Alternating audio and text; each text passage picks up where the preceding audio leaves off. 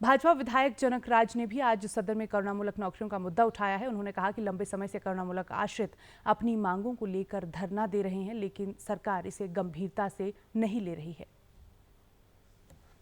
तो करुणामूलक नौकरियों का मुद्दा आज सदन में गरमाया रहा। डॉक्टर जनक राज विधायक, उन्होंने अनुपूरक सवाल एक किया था, जिसके जवाब में सरकार की तरफ से प्रतिक्रिया दी गई है कि इसको लेकर काम हो रहा है, कमेटी भी बनाई गई है। जनक राज जी हमारे साथ मौजूद हैं। सर, ये मुद्दा लंबे समय से चल रहा है, प्रोटेस्ट इसको लेकर हो रहे हैं, प्रदर्शन हो रहे हैं और सरकार बार बार तर्क दे रही है कि जल्दी ही इस पर हम कुछ करेंगे।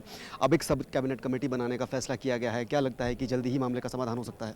देखिए, इस मुद्दे पर सरकार को और सब लोगों को गंभीरतापूर्वक सोचने की ज़रूरत है, क्योंकि ये वैसे मामले हैं जो एक परिवार अच्छी ज़िंदगी जी रहा होता है, दुर्घटनावश या किसी भी कारणवश जब उसके कमाई करने वाले व्यक्ति की मृत्यु होती है तो परिवार की सारी प्लानिंग जो वो तहस नहस हो जाती है।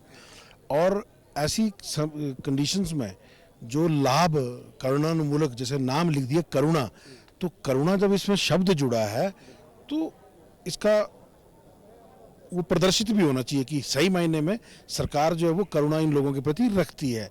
और अगर 10-10, 15-15 साल तक ऐसे मामले लंबित रहेंगे, सरकारी नौकरी की आयु सीमा एक होती है, उसको भी लोग क्रॉस कर जा रहे हैं, और जो इनकम का क्राइटेरिया है, फिर ये बहुत सारे विषय हैं जिस पर सरकार को गंभीरतापूर्वक विचार करने की ज़रूरत है।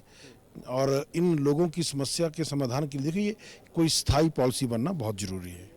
कुछ लोग सर ऐसे भी हैं जिनका जो एज क्राइटेरिया है 45 से 50 साल के आसपास तक पहुंच गया है, और इनका ये भी कहना है कि बार बार, ऐसा नहीं है कि एकदम से ये लोग सामने आए हैं, लगातार लंबे समय से प्रोटेस्ट कर रहे हैं। तो क्या दिक्कत कहां पर आ रही है? 1400 के आसपास टोटल ये लोग हैं जो आश्रित हैं, बताइए।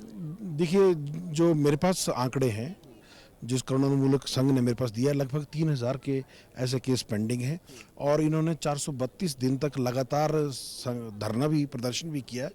तो दिक्कत कहाँ आ रही है, ये प्रशासनिक स्तर पर कोई दिक्कत है, परंतु हम तो इसमें ये बोलते हैं, बिल्कुल हम तो इसमें ये कहते हैं कि सभी दलों को मिलकर ये बात, क्योंकि एक सत्तारूढ़ दल की नहीं है, ये बात विपक्ष की नहीं है, ये बात हिमाचल के उन बेसहारा परिवारों से जुड़ी है जिनके लिए जीवन यापन करना मुश्किल हो गया है।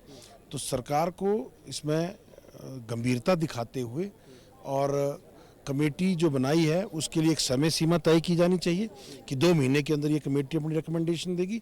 जैसे आज माननीय मुख्यमंत्री जी ने आश्वासन दिया है सदन के भीतर कि महिलाओं को, जो विधवाएं हैं, उनको 9 महीने के भीतर जॉब दे देंगे।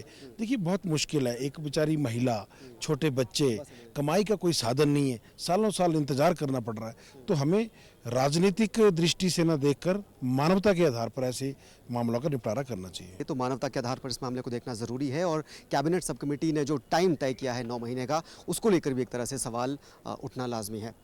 डीडी न्यूज़ के लिए शिमला से कैमरा पर्सन ऋषिपाल के साथ धर्म प्रकाश।